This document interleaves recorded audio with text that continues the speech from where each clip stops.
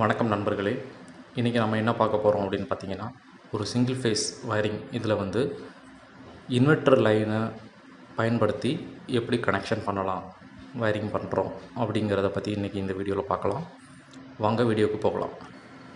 இப்போ இந்த படத்தில் பார்த்திங்கன்னா மெயின் எம்சிபிக்கு வந்து நம்ம ஒரு ஃபேஸு ஒரு நியூட்ரல் கொண்டு வந்து கனெக்ட் பண்ணிட்டோம்.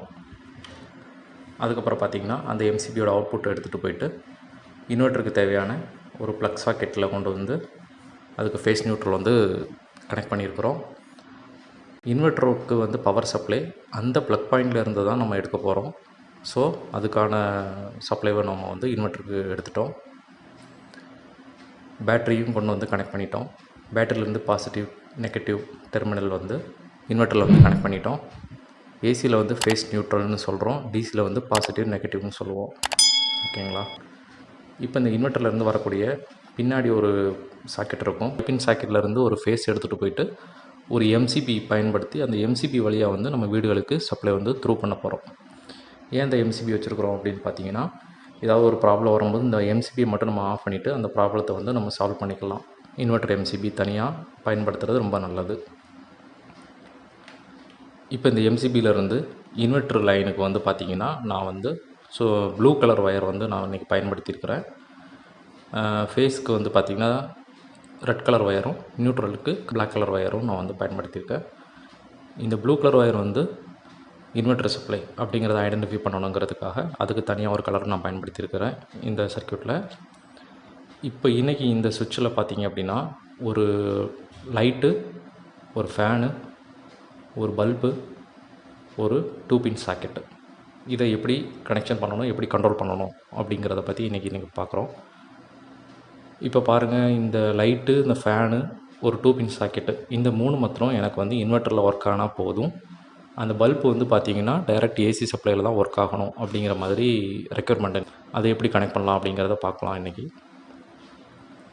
மெயினில் இருந்து வரக்கூடிய ஃபேஸ் எடுத்துகிட்டு வந்து அந்த பல்பை கண்ட்ரோல் பண்ணக்கூடிய சுவிட்சுக்கு கனெக்ட் பண்ணிட்டேன். இந்த எம்சிபியிலேருந்து inverter line blue colour wire எடுத்துகிட்டு வந்து நம்மளுக்கு தேவையான சுவிட்ச் மற்ற 3 சுவிட்சுலையும் கொடுத்துட்டோம். லைட்டு, ஃபேனு, ஒரு 2 பின் சாக்கெட்டோட கண்ட்ரோல் சுவிட்ச், இது 3க்கும் கொடுத்துருக்குறோம்.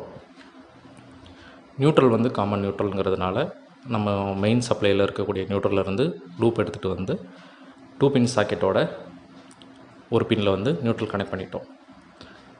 இந்த 2 பின் சாக்கெட்டோட கண்ட்ரோல் சுவிட்சிலேருந்து ஒரு ஒயர் எடுத்துகிட்டு போய் அதோட ஃபேஸையும் கனெக்ட் பண்ணிட்டோம். இப்போ பாருங்கள், இந்த சாக்கெட்டுக்கு ஒரு ஃபேஸு, ஒரு நியூட்ரல் கம்ப்ளீட் ஆகிடுச்சு. இப்போ இந்த சுவிட்சு, இந்த ப்ளக் பாயிண்ட் வந்து ஒர்க் ஆகும். இது வந்து இன்வெர்ட்டரில் ஒர்க் ஆகுது. இந்த படத்தில் பாருங்கள், பல்புக்கு ஏசி சப்ளை த்ரூ ஏசி, அது வந்து இன்வெர்ட்டர் கிடையாது. ஸோ அப்படிங்கிறதுனால அந்த சுவிட்சில் கீழே கொடுத்துட்டு அதோட அவுட்புட் எடுத்துகிட்டு போயிட்டு நம்ம பல்பில் கனெக்ட் பண்ணிட்டோம். நியூட்ரல் வந்து லூப்புங்கிறதுனால நம்ம வந்து நியூட்ரலையும் எடுத்து கனெக்ட் பண்ணிட்டோம். இன்வெர்ட்டர் கண்ட்ரோலில் இருக்கக்கூடிய மற்ற 2 சுவிட்சை பாருங்கள். அதோட லைட்டுக்கும் நம்ம இந்த சுவிட்சிலேருந்து அவுட்புட் எடுத்துகிட்டு போயிட்டு ப்ளூ கலர் ஒயரு அதில் கனெக்ட் பண்ணியிருக்கிறோம். ஃபேனுக்கும் கனெக்ட் பண்ணிட்டோம். இதில் நான் வந்து ரெகுலேட்டர் பயன்படுத்தலை. ரெகுலேட்டர் பயன்படுத்தும் போது ரெகுலேட்டர் வழியாக நீங்கள் த்ரூ பண்ணி கொண்டு போகும். இந்த சர்க்யூட்டில் பார்த்தீங்கன்னா நான் ஃபேனுக்கு வந்து ரெகுலேட்டர் பயன்படுத்தலை, த்ரூவாக கனெக்ட் பண்ணியிருக்கிறேன். பட் இதில் வந்து நீங்கள் ரெகுலேட்டர் பயன்படுத்தணும் ஃபேனை கண்ட்ரோல் பண்ணணுன்னா. அது ஒன்றும் ரெகுலேட்டர் கனெக்ட் பண்ணுறது ஒன்றும் பெரிய விஷயம் இல்லை. இந்த சுவிட்சோட அவுட்புட் எடுத்துகிட்டு போயிட்டு ரெகுலேட்டரில் ஒரு ஒயரில் கொடுத்துட்டு அந்த ரெகுலேட்டர்லேருந்து இன்னொரு ஒயரை கனெக்ட் பண்ணிவிட்டு கொண்டு போய் நீங்கள் ஃபேனில் கொண்டு கொடுத்தீங்கன்னா போதும். இப்போ நான் படத்தில் உங்களுக்கு எக்ஸ்பிளைன் பண்ணணுங்கிறதுக்காக ரெகுலேட்டர் இல்லாமல் நான் வந்து கனெக்ட் பண்ணியிருக்கிறேன். இப்போ பாருங்கள், எல்லா எக்யூப்மெண்ட்ஸுமே வந்து நம்ம நியூட்ரலும் லிங்க் பண்ணிட்டோம். இப்போ வந்து நம்மளுக்கு ஏசி சப்ளையில் ஒர்க் ஆகக்கூடியது. ஏசியில் ஒர்க் பண்ணுற பல்புக்கு வந்து பார்த்திங்கன்னா இபி சப்ளை இருக்கும்போது அது வந்து ஒர்க் ஆகும்.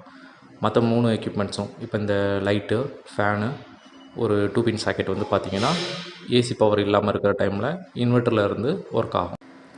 இந்த இன்வெர்ட்டரோட வேலை என்ன அப்படின்னு சொல்லி பார்த்திங்க அப்படின்னா, நார்மல் சப்ளை இருக்கும்போது இன்வெர்ட்டர் வந்து சார்ஜ் ஆகிட்டுரும். ஏசி சப்ளை இருக்கும்போது ஒன்ஸ் ஏசி சப்ளை கட் ஆச்சு அப்படிங்கும்போது என்ன ஆகும் அப்படின்னா, இந்த பேட்டரியில் ஸ்டோர் பண்ணி வச்சுருக்கக்கூடிய டிசியை வந்து ஏசியாக இன்வெர்ட் பண்ணி நம்மளுக்கு இந்த phase output blue colour wire போது பார்த்திங்களா, இந்த இடத்துல கொடுக்கும். அப்போ ஏசி சப்ளை த்ரூ ஆகும்போது பார்த்திங்க அப்படின்னா இந்த ப்ளூ ஒயர் எங்கெல்லாம் கனெக்ட் பண்ணியிருக்கோமோ இந்த இடத்துக்கெலாம் வந்து பார்த்திங்கன்னா ஏசி 230 வோல்ட் சப்ளை வந்து கண்டினியூஸாக கிடைக்கும் பவர் ஃபெயிலியர் ஆகும்போது. இப்போ எல்லாருக்கும் ஒரு டவுட் வரலாம், பவர் ஃபெயிலியர் வந்தால் மட்டும்தான் இந்த 3 எக்யூப்மெண்ட்டும் ஒர்க் ஆகுமா மற்ற டைமில் எப்படி ஒர்க் ஆகுமா ஆகாதா அப்படிங்கிற ஒரு சந்தேகம் இருக்கும். இந்த இன்வெர்ட்டர் வந்து பார்த்திங்கன்னா இபி சப்ளைவை தான் இந்த எம்சிபி வழியாக த்ரூ பண்ணிகிட்ருக்கும். இபி சப்ளை கட் ஆகும்போது பார்த்திங்கன்னா இந்த பேட்டரியிலேருந்து ஸ்டோர் பண்ணி வச்சுருக்கக்கூடிய கரண்ட்டை எடுத்து ஏசியாக கன்வெர்ட் பண்ணி எம்சிபி வழியாக த்ரூ பண்ணும். இந்த இன்வெர்ட்டர் வந்து பார்த்திங்கன்னா இபி சப்ளை இருந்தாலும் சரி, இபி சப்ளை இல்லைனாலும் சரி, அது வந்து சார்ஜ் ஆகிட்டு அந்த எம்சிபி வழியாக வந்து இபி சப்ளை த்ரூ பண்ணிட்டு தான் இருக்கும். ஒன்ஸ் இபி கட் ஆச்சு அப்படிங்கும்போது மட்டும்தான் இந்த பேட்டரியில் இருக்கிற பவர் எடுத்து நம்மளுக்கு கொடுக்கும். இந்த வீடியோவில் உங்களுக்கு எதுவும் சந்தேகங்கள் இருந்தால் கமெண்ட் பாக்ஸில் கமெண்ட் பண்ணுங்கள். மேலும் இது போன்ற வீடியோக்களை பார்க்கணும் அப்படின்னா நம்ம சேனலை சப்ஸ்கிரைப் பண்ணுங்கள். இனி அடுத்த வீடியோவில் சந்திக்கலாம் நண்பர்களே. வணக்கம்.